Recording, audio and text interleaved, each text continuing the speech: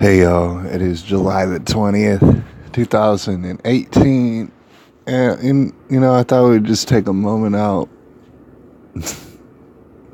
to look at another article that is very preposterous. The headline is called "The Father of Two Parkland School Shooting Survivors is Shot and Killed During a Robbery," and this would be the father.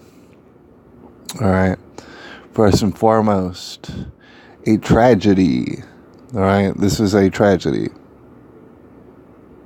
Alright, this is sole breadwinner of the house, and we're going to talk about it. Actually, go ahead and read the article.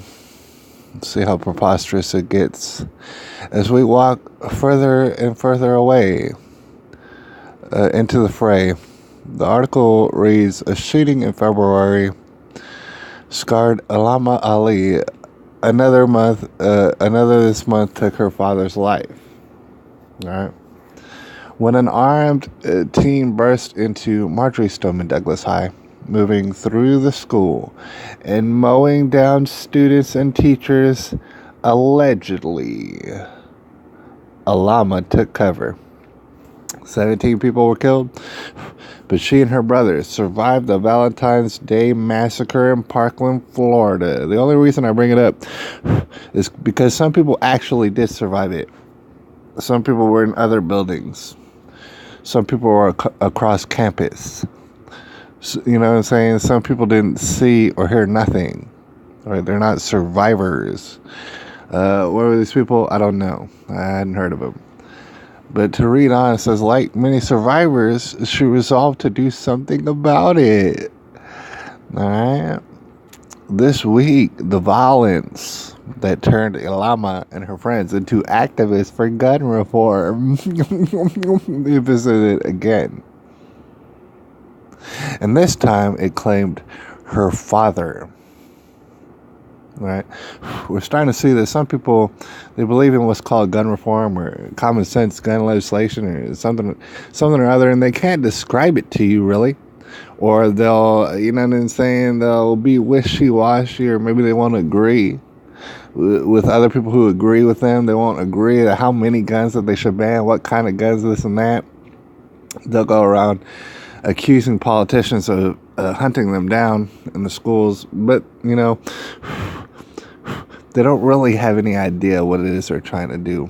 All right.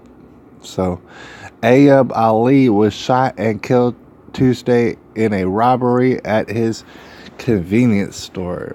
Quote, "The reason we moved to Parkland was because he liked the school." That's a bad mistake. Alama told CNN on Friday, "I didn't want to move here." But he told us, "We are only moving because the school is amazing," and he made a bad mistake. He encouraged his daughter's activism.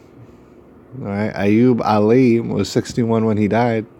He came to the United States from Bangladesh in the late 1990s. All right. So that was about 20 years ago, a little over 20 years ago, and he moved to Parkland just last year. The same year it was named Florida's safest city. This is a man who moved from Bangladesh, and he probably worked the great majority of his life to get some money, all right, to make a store, all right, get some money, maybe make another store. The shooting of the Marjorie Stoneman Douglas shook him like it did so many parents. He worried about his kids' future, but there wasn't much that he could do about it. Why? Because he works all the time. He was the family's sole breadwinner.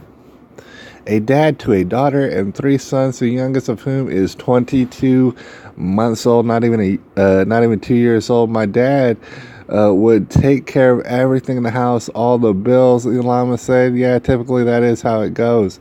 Busy at work, he instead encouraged his daughter's activism. All right. With his blessing, the 16-year-old traveled to Washington, D.C.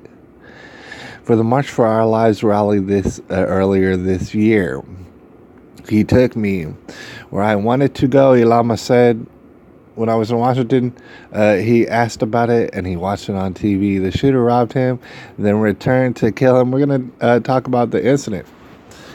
in which the father gets killed. And we're going to discuss a little bit how that is, why that is. Ali was the owner of the Aunt Molly's food store, tucked in between several other shops in North Lauderdale, about 10 miles from his house.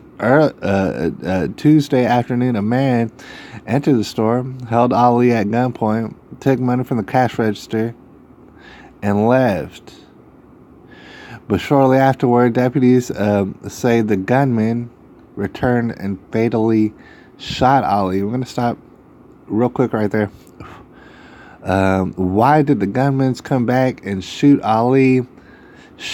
I couldn't tell you. I don't know.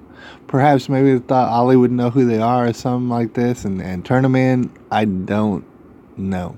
All right. But here's the thing. I can't tell you if Ali immediately called the police. I can't tell you if he did. That would probably be a good idea to call the police immediately after getting robbed. All right.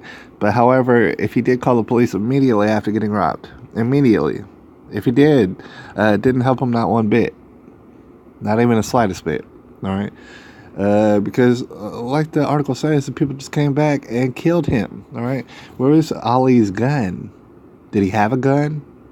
Did he have a gun? Did Ali have a gun? Did he have a gun? All right. My guess is probably no, he didn't. Or maybe he did and he just didn't have it on him. All right.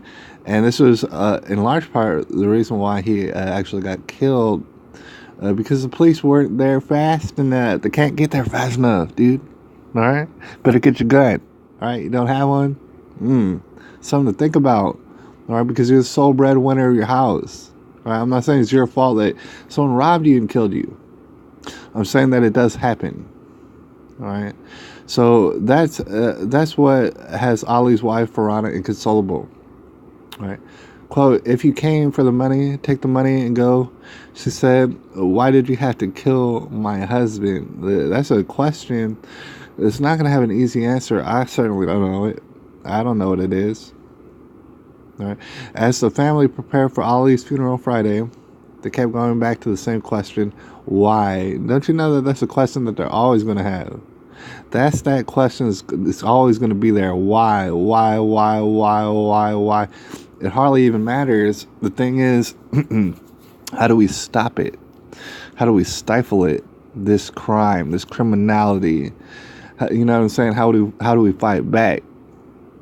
That's the question. It ain't why. Now, quote, we're trying to be strong, but it's overwhelming. I'm sure that it is. Your father has been taken from you. Sole breadwinner of the family. It sounds overwhelming. Officials have released surveillance footage. Oh, really? Isn't that interesting and funny and nice? All right, because what did it take? A couple days? Officials have released surveillance footage from the crime, but they haven't made any arrests. So within a couple of days, the surveillance footage has been leaked. I wonder why. I mean, I guess we can handle that. We can't handle the other footage from the Parkland school, can we? We can't handle that. Can't handle that at all. All right. But this particular footage, that's already been made, available. All right. So it's leaving the Ali family to once again contend with the senseless act. Every time I see the phrase senseless act after like a murder or a mass murder or something like that, I want to throw up. It's absolutely disgusting. And it's unacceptable that people keep referring to these events every time they happen, one after another, as a senseless act. The person who wrote this article has no sense. They are the ones who are senseless. All right. I don't know who it is. Elizabeth Elkin and Sal Sednick. Y'all don't have no sense. All right. Please stop calling it a senseless act. Y'all don't have no sense. Who does it make sense to go around and start murdering and robbing? Does it make any sense to go around to anybody and start murdering and robbing them? No, it doesn't. The whole crime is senseless. You're senseless. You don't know how to do your dang job. right? All y'all should be ashamed of yourselves. Everybody had anything to do with this article. This is a tragedy. This is a tragedy, and it's showing us all sort of things that you can't see, that you don't know, Elizabeth Elkin, that you don't realize, Sal Sednick. All right.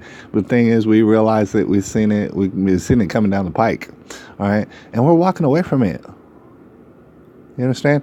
It's July the 20th, 2018, and I'll holler at y'all a little bit later. I appreciate everybody out there. I appreciate everybody out there. And if we have differences, and if we disagree on this and that, you're still a beautiful, wonderful person. And I want to work together with you to some solutions. I'll holler at y'all a little bit later.